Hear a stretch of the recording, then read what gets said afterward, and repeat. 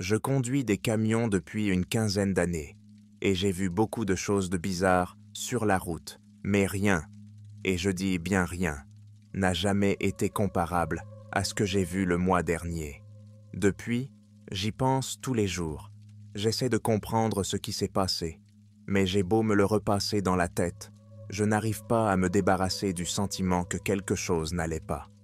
J'étais en voyage long courrier, traversant le nord-ouest du Pacifique, en route pour livrer un chargement juste à la sortie de Seattle. Cet itinéraire était assez routinier pour moi. Des autoroutes entourées de forêts denses, des petites villes, une aire de repos de temps en temps. Nous étions au début du mois d'octobre, et les jours raccourcissaient, ce qui signifiait beaucoup plus de conduite de nuit. Je n'ai jamais été du genre à m'effrayer facilement, mais il y a quelque chose dans ces longs tronçons de route, entourés uniquement d'arbres, qui peut vous faire sentir petit et vulnérable. Il était environ 2 heures du matin et j'étais à mi-chemin de mon trajet. L'autoroute était vide, pas une seule voiture, en vue à des kilomètres peu qu'à la ronde. J'avais mis la radio à fond, juste pour me tenir compagnie, mais la route était étrangement silencieuse, du genre où le ronronnement du moteur semble plus fort qu'il ne devrait l'être. La lune était là, éclairant juste assez la cime des arbres, mais tout le reste était noyé dans l'obscurité. J'avais déjà emprunté ce tronçon d'autoroute à maintes reprises, et je connaissais donc bien la route. Mais cette nuit-là, quelque chose m'a semblé anormal. C'est difficile à expliquer, c'est juste une sensation instinctive, comme si je n'étais pas vraiment seul là-dehors. Le genre de sentiment qui fait se dresser les cheveux sur la nuque. Quoi qu'il en soit, j'ai continué à conduire, en essayant de me débarrasser de mon malaise quand j'ai vu quelque chose devant moi.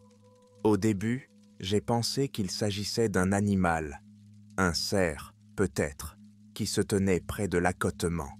Mais en me rapprochant, j'ai réalisé que c'était bien plus gros qu'un cerf.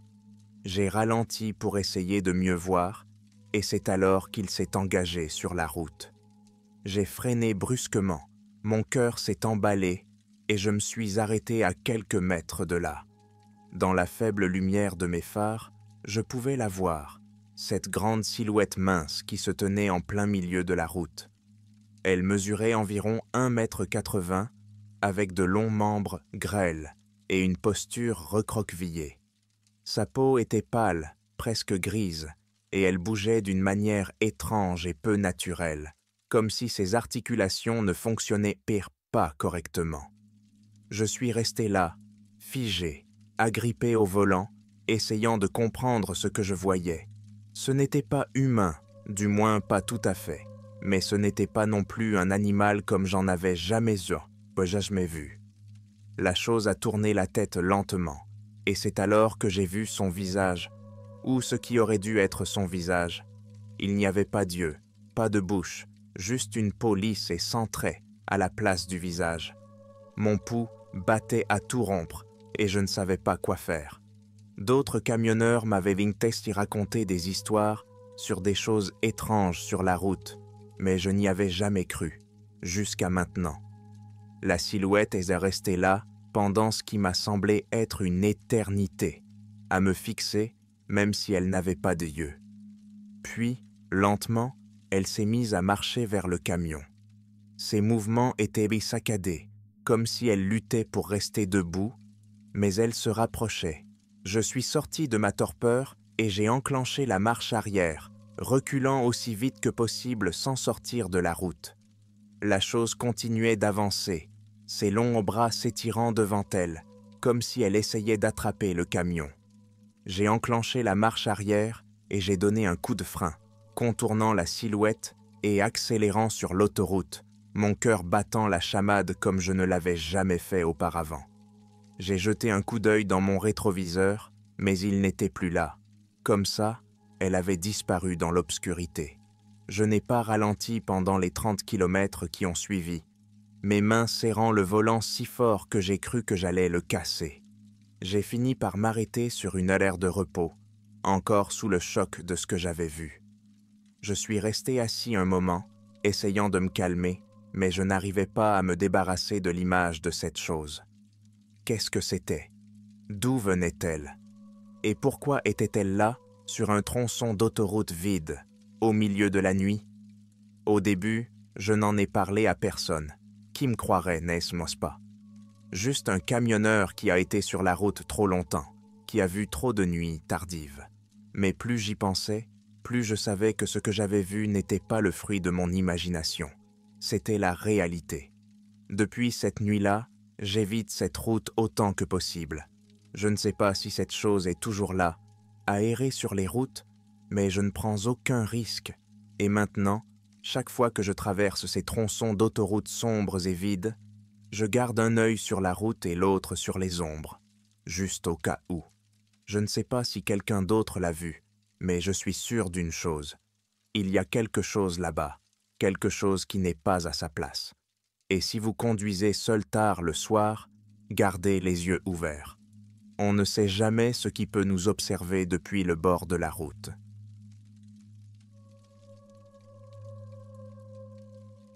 D'accord, je suis chauffeur de camion depuis une bonne partie de ma vie. C'est le genre de métier où l'on s'habitue à de longs tronçons de route, à des nuits sinistres et à beaucoup de temps passé seul. J'ai vu ma part de choses étranges sur la route, qu'il s'agisse de rencontres avec des animaux bizarres ou de voitures abandonnées au milieu de nulle part, mais ce qui m'est arrivé l'année dernière me perturbe encore. Je n'ai pas l'habitude de partager ce genre de choses, mais je n'arrive pas à m'en défaire. Peut-être que vous pouvez m'aider à comprendre ce que j'ai vu. Ce voyage a commencé comme tous les autres. J'avais un long trajet à faire, de la côte Est jusqu'à une région reculée du Midwest. C'était l'un de ces boulots où je savais que je ne verrais pas beaucoup de civilisation pendant des heures. Et honnêtement, cela ne me dérangeait pas. J'aime la solitude de la route, juste moi, le camion et le ronronnement du moteur qui me tient compagnie. Quoi qu'il en soit, c'était la fin de l'automne, les jours étaient courts, et, lorsque j'ai atteint le long tronçon d'autoroute menant au Midwest, il faisait déjà nuit noire. Je parle de ce genre d'obscurité, où la seule chose que vous pouvez voir est ce qui se trouve dans le faisceau de vos phares. La lune n'était qu'un mince filet dans le ciel, et je ne voyais pas une seule étoile, juste une épaisse couverture nuageuse au-dessus de ma tête. Il n'y avait même pas un réverbère à des kilomètres à la ronde. Il me restait quelques heures avant de m'arrêter pour la nuit. Mais je ne m'inquiétais pas trop de trouver un endroit. Il y avait cette aire de repos que j'avais déjà utilisée, cachée sur une route secondaire, pas très loin de l'endroit où je me dirigeais. Elle n'était pas très fréquentée. En général, il n'y a qu'un ou deux camions garés là. Mais elle était calme, et c'est ce que j'aimais. Un endroit parfait pour passer la nuit. Je suis donc en train de conduire, en écoutant des podcasts, quand je commence à remarquer quelque chose d'étrange. Il y a cette voiture dans mon rétroviseur. Ce n'est pas très étrange en soi, mais je n'avais vu aucune voiture au cours des 2 dernières heures. Pas une seule. Et soudain, il y a cette paire de phares qui me suit. Au début, je me suis dit que quelqu'un était peut-être juste derrière moi et que je ne l'avais pas remarqué. Mais ensuite, ça a commencé à devenir bizarre. La voiture ne me dépassait pas. Elle était juste là, au loin, assez loin pour que je ne puisse pas savoir de quel type de voiture il s'agissait, mais assez près pour que je puisse voir ses phares. De temps en temps, les phares vacillaient, comme s'ils rencontraient une aspérité de la route, mais ils restaient stables, toujours au même endroit derrière moi. Je me suis dit qu'ils étaient peut-être en train de prendre leur distance, et je n'y ai pas prêté trop d'attention au début. Mais au bout d'un moment, j'ai commencé à m'inquiéter. J'ai vérifié mon GPS et la prochaine sortie était encore à des kilomètres. Il n'y avait pas d'embranchement, pas d'aire de repos, pas de station-service, juste une autoroute droite et plate. Et pourtant, cette voiture était toujours là, sans dépasser, sans se laisser distancer, juste en train de suivre. Au bout de 30 minutes, je suis devenu paranoïaque. Je sais que cela peut paraître stupide, mais quelque chose dans la façon dont la voiture restait en arrière, juste hors de vue, était troublant. J'ai essayé de m'en débarrasser en me disant que j'étais peut-être simplement fatigué, ou que c'était quelqu'un d'autre qui faisait un long trajet en voiture et qui essayait d'éviter l'hypnose de l'autoroute. Mais la situation a empiré. Alors que j'approchais de la sortie de l'aire de repos, j'ai jeté un coup d'œil dans mon rétroviseur, m'attendant à voir la voiture toujours là, mais elle avait disparu. La route derrière moi était vide, l'obscurité s'étendant sur des kilomètres. À ce stade, je me sens plutôt soulagé. Peut-être qu'ils ont finalement bifurqué, ou peut-être que je me suis fait des idées. Je prends donc la sortie, content d'avoir quitté la route pour quelques heures. L'aire de repos se trouve à quelques kilomètres, sur une route étroite et sinueuse qui traverse une forêt épaisse. La lumière des feux de route de mon camion était à peine suffisante pour voir les arbres de chaque côté de la route. J'ai toujours détesté conduire ces petites routes de nuit, mais cela n'a duré que quelques minutes. J'ai finalement atteint l'aire de repos, un petit terrain en gravier avec quelques soplaces pour les camions et peut-être 2 ou 3 pour les voitures. Il n'y avait pas d'autres véhicules, ce qui n'était pas très surprenant. Cet endroit était à l'écart et peu d'automobilistes prenaient pas la peine de s'y arrêter. Je me suis garé, j'ai coupé le moteur et j'ai respiré. J'étais épuisé et prêt à m'écrouler. Mais en sortant du camion pour me dégourdir les jambes, je me suis figé. Au loin, sur la même route que celle d'où je venais, je les ai vus. Des phares, les mêmes que tout à l'heure, s'approchant lentement, descendant la route étroite vers l'aire de repos. Je suis resté là, le souffle coupé. Il y avait quelque chose qui n'allait pas. Je le sentais dans mes trompe-tripes. Pourquoi cette voiture m'avait-elle suivi jusqu'ici, pour disparaître et réapparaître ensuite? Et pourquoi avançait-il si lentement? Je n'avais pas envie de rester là à attendre pour le savoir. Je suis remonté dans le camion, j'ai verrouillé les portes et j'ai gardé un œil sur le rétroviseur. Les phares se rapprochaient, mais ils avançaient toujours au ralenti, comme si le conducteur n'était pas pressé. Je suis resté assise dans la cabine, le cœur battant la chamade, à regarder la voiture s'arrêter enfin dans le parking. Mais elle ne s'est pas garée. Elle est restée là, au ralenti sur le bord du gravier, les phares pembraqués sur mon camion. Le moteur tournait, mais le conducteur n'est jamais sorti. Ils sont juste restés là. J'ai déjà eu ma part de rencontres douteuses sur la route, mais là, c'était différent. Je ne pouvais pas voir qui était dans la voiture. Les vitres étaient rendues trop sombres et l'angle des phares ne permettait pas de voir autre chose que l'éblouissement aveuglant. J'avais l'impression qu'ils m'observaient, qu'ils attendaient sans quelque chose. Les minutes passèrent. Toujours rien. J'ai attrapé mon téléphone, pensant appeler les flics, mais le service n'était pas très bon ici. Je n'arrivais pas à capter un signal assez fort pour passer l'appel. Je suis donc resté assise, agrippée l'andio volant, essayant de décider de la marche à suivre. Et puis, la voiture s'est remise à rouler, lentement. Mais elle ne faisait pas demi-tour. Elle tournait en rond. Lentement, délibérément, la voiture a commencé à se faufiler autour de mon camion, en restant juste assez loin pour que je ne puisse pas voir à l'intérieur. Mes phares étant éteints, la seule lumière provenait de la voiture qui se déplaçait dans l'ombre. Elle a fait un tour complet du terrain, puis s'est arrêtée à nouveau, juste hors de vue derrière ma remorque. Je ne voyais plus la voiture, mais j'entendais le moteur tourner au ralenti. C'était comme s'il jouait à un jeu pour voir combien de temps il me faudrait pour craquer. Je commençais à me sentir prise au piège, comme un animal acculé, mon cerveau s'emballant pour essayer de comprendre ce qu'il fallait faire, alors que je pensais que les choses ne pouvaient pas être plus étranges. J'ai entendu un son qui m'a glacé le sang. Au début, il était faible, comme un bruit sourd, mais il devenait de plus en plus fort. Je me suis rendu compte que cela venait de l'extérieur. Quelqu'un où quelque chose était en train de frapper sur le côté de ma caravane.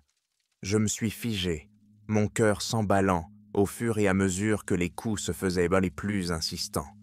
Mais ce n'était pas frénétique, c'était lent, méthodique, comme si la personne ou la chose qui était là voulait s'assurer que je savais qu'elle était là. Je n'en pouvais plus. J'ai enclenché la vitesse, prêt à sortir de là, mais je me suis arrêté. Les phares de la voiture se sont soudainement éteints, plongeant tout le terrain dans l'obscurité. Je ne voyais plus rien. Le seul son était le doux grondement de mon moteur et le bruit sourd et lointain. Deux choix s'offraient à moi, soit rester sur place et attendre que ce qui se trouvait là bouge, soit me tirer de là. Mon instinct me poussait à partir, et c'est ce que j'ai fait. J'ai appuyé sur l'accélérateur, le camion a fait une embardée en sortant du parking. Mes phares se sont rallumés, et pendant une brève seconde, j'ai vu la voiture derrière moi, toujours garée, toujours à l'endroit où les phares s'étaient éteints. Mais alors que je roulais sur la route, quelque chose dans le rétroviseur a attiré mon attention. Je ne l'ai vu qu'une fraction de seconde, mais cela a suffi à me donner la chair de poule. Au milieu du terrain, là où se trouvait la voiture, se tenait une silhouette grande et mince, à peine visible dans la lueur de mes feux arrière. Elle ne bougeait pas, elle restait là, à me regarder partir. Je n'ai pas ralenti. Je ne me suis pas arrêté avant d'arriver à la ville suivante, environ 40 minutes plus tard. Je me suis garé dans un relais routier, sous les lumières les plus vives que j'ai pu trouver, et je suis resté assis là un moment, essayant de me calmer. Mais son main tremblait encore. Je n'arrivais pas à me sortir l'image de cette silhouette de la tête. Je n'ai jamais compris ce qui s'était passé cette nuit-là. Je ne sais pas qui ou quoi était dans cette voiture, ni pourquoi ils m'ont suivi jusqu'à cette aire de repos. Mais je sais une chose, je ne m'arrêterai plus jamais sur cette aire de repos. Il y a quelque chose là-bas.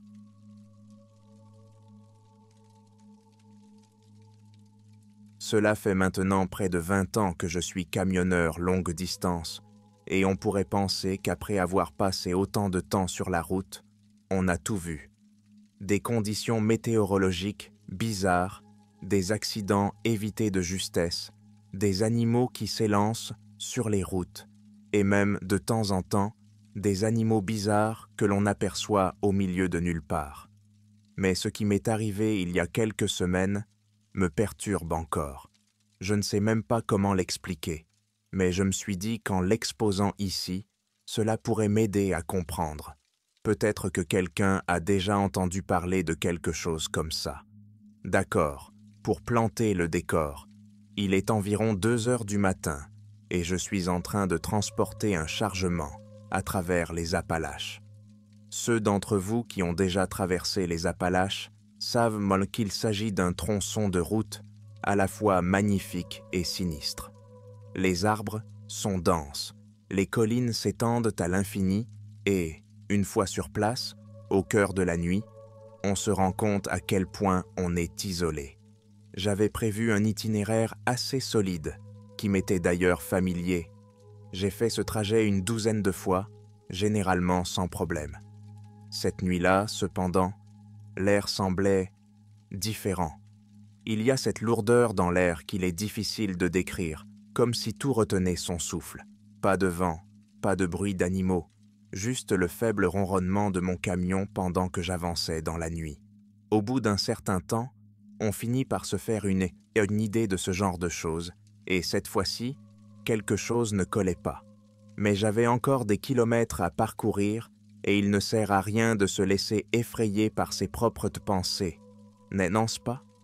Vers 2h30 du matin, je me trouve au milieu d'une section d'autoroute qui se trouve pratiquement au milieu de nulle part. C'est l'un de ces tronçons où les arbres bordent les deux côtés de la route, épais et imposants, et la nuit semble encore plus sombre à cause de cela. Il n'y a pas de lampadaire, pas de lune, juste le faisceau de mes phares qui traverse l'obscurité. J'ai mis la radio à fond sur une station de country pleine de parasites, et j'essaie de m'occuper l'esprit pour ne pas tomber dans cette transe de l'autoroute qui se produit quand on conduit seul pendant trop longtemps. C'est alors que j'ai vu quelque chose bouger du coin de l'œil. Au début, j'ai pensé que c'était juste mon cerveau fatigué qui me jouait des tours. On voit des ombres, des formes dans l'obscurité, surtout quand on a regardé la route pendant des heures. Mais là, c'était différent. Il y avait quelque chose sur le bord de la route, juste après la glissière de sécurité, et ce n'était pas petit. Ce n'était pas non plus un cerf ou un ours qui s'élançait sur la route. Non, cette chose se déplaçait d'une manière qui m'a fait dresser les cheveux sur la nuque. Il était grand, au moins 7 ou 8 pieds, et il avait cette posture voûtée, comme s'il se traînait le long de la ligne d'arbres. Il ne courait pas, il traquait plutôt, à pas lents et délibérés, ce qui rendait difficile le fait de bien le voir. J'ai cligné des yeux, pensant que je voyais simplement des choses. Mais alors que je passais devant, je l'ai de nouveau aperçu dans mon rétroviseur. J'ai freiné brusquement. Il faut comprendre que j'ai vu beaucoup d'animaux sur la route, mais ça, ce n'était pas quelque chose que je reconnaissais. Et malgré mon bon sens, j'ai décidé de faire marche arrière. Appelez ça de la curiosité, appelez ça de la stupidité, mais j'avais besoin de savoir ce que c'était que cette chose. Lorsque j'ai fait marche arrière, mes phares ont éclairé la route derrière moi, mais la créature avait disparu. Il n'y avait plus que les arbres, l'asphalte craquelé et la lueur étrange de mes feux arrière se reflétant sur les glissières de sécurité. Je suis resté assis un moment, le moteur tournant au ralenti, essayant de dissiper le malaise qui s'était installé dans mes tripes. C'était peut-être un animal, un élan ou autre chose, mais au fond de moi, je savais que ce n'était pas vrai. La façon dont il se déplaçait, ça ne collait pas. Je me suis dit qu'il valait mieux continuer à avancer. J'ai donc repris la conduite et j'ai continué, le camion avançant en grondant, tandis que j'essayais de me convaincre que je n'avais rien vu d'anormal. C'est alors que les choses ont commencé à devenir bizarres. Après environ 10 minutes de route, l'odeur m'a frappé. C'était soudain, comme si un mur de pourriture et de décomposition venait de s'abattre sur la cabine. J'ai eu un haut-le-cœur, j'ai instinctivement baissé la vitre pour essayer de dégager l'air, mais ça n'a pas aidé. C'était comme si quelque chose était mort et en train de pourrir sur l'autoroute. J'avais déjà senti l'odeur d'un animal tué sur la route, mais c'était différent. C'était plus piquant, comme si c'était frais et ancien à la fois, si cela a un sens. J'ai jeté un coup d'œil autour de moi, essayant de comprendre d'où cela venait. Peut-être que quelque chose avait été touché, ou qu'il y avait un animal mort à proximité, mais l'odeur était partout. Elle s'accrochait à l'air comme un brouillard, épais et oppressant, et il était difficile de se concentrer. Puis, je l'ai revu. Cette fois, ce n'était pas sur le bord de la route, c'était dans la route. Juste devant, à peine éclairé par mes feux de route, je pouvais voir la forme qui se tenait au milieu de l'autoroute, juste sur ma voie. J'ai freiné à nouveau, le camion s'est arrêté en sursaut, les pneus crissant contre l'asphalte. Mon cœur battait la chamade et je sentais l'adrénaline monter. La chose se tenait là, face à moi. Et cette fois, j'ai pu mieux la voir. Il était grande, comme je l'ai déjà dit. Mais maintenant qu'elle était pleinement dans la lumière, je pouvais voir que sa peau était d'une couleur pâle, maladive, presque translucide. Ses membres étaient longs et grêles, trop longs pour son corps, et ses jambes étaient tordues et pliées comme celles d'un cerf renversé par une voiture. Sa tête était la pire partie de son corps, allongée, sans traits, à l'exception de 2 fosses profondes et creuses à l'endroit où les yeux auraient dû se trouver. Et sa bouche, je ne sais même pas comment la décrire. Elle n'était pas droite. C'était une gueule déchiquetée, béante, garnie de ce qui ressemblait à des dents cassées, ouvertes comme si elle me souriait. Je suis resté là, figé, à regarder cette chose. Elle n'a pas bougé. Elle restait là, bloquant la route, comme si elle attendait quelque chose. À ce moment-là, j'ai éprouvé un sentiment d'effroi. Pas de la peur, pas de la panique, de l'effroi. Comme si je savais, au fond de moi, que je ne devrais pas être là, que je ne devrais pas voir cette chose, et qu'elle n'allait pas me laisser partir. Mais je ne pouvais pas rester là indéfiniment. Je devais faire quelque chose. Alors, j'ai fait la seule chose qui me venait à l'esprit. J'ai donné un coup de klaxon, fort, long, en espérant que cela ferait fuir ce qui se trouvait là. Le son a résonné dans les arbres, mais la créature n'a même pas bronché. Elle est restée là, à me fixer de ses yeux creux, comme si elle regardait directement dans mon âme. À ce moment-là, j'en avais fini. Je n'allais pas rester dans les parages pour voir ce qu'elle allait faire ensuite. J'ai donné un coup de volant et me suis déporté sur l'autre voie pour éviter de la percuter. En passant, j'ai senti son regard me suivre, même s'il n'avait pas d'yeux. On aurait dit qu'il observait, qu'il attendait son heure. Je ne me suis pas arrêté pendant des heures. J'ai continué à conduire, le cœur battant la chamade, les mains tremblant sur le volant. L'odeur a fini par s'estomper, mais pas ce sentiment de crainte. Je vérifiais sans cesse mes rétroviseurs, m'attendant à voir la créature me suivre, mais la route derrière moi restait vide. Lorsque j'ai atteint une ville avec un relais routier, le soleil commençait à se lever. Je m'y suis garé et je suis resté assis un moment, essayant de me calmer. Mon esprit s'emballait, repassant sans cesse ce qui s'était passé, essayant de trouver un sens à tout cela.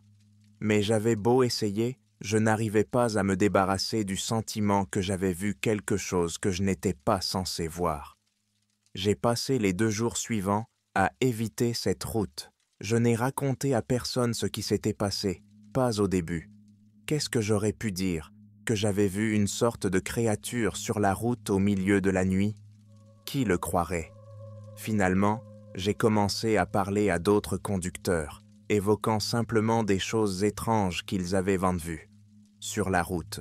Et, à ma grande surprise, certains d'entre eux avaient eux aussi des histoires à raconter, pas exactement comme les miennes, mais suffisamment proches pour que je me demande si je n'étais pas le seul dans ce cas. L'un d'entre eux a mentionné avoir vu quelque chose de grand et de pâle se tenir sur le bord de la route tard dans la nuit. Un autre a parlé d'une odeur de pourriture qui ne disparaissait pas, comme celle que j'avais ressentie. Cela m'a fait réfléchir. Et s'il y avait quelque chose là-dehors?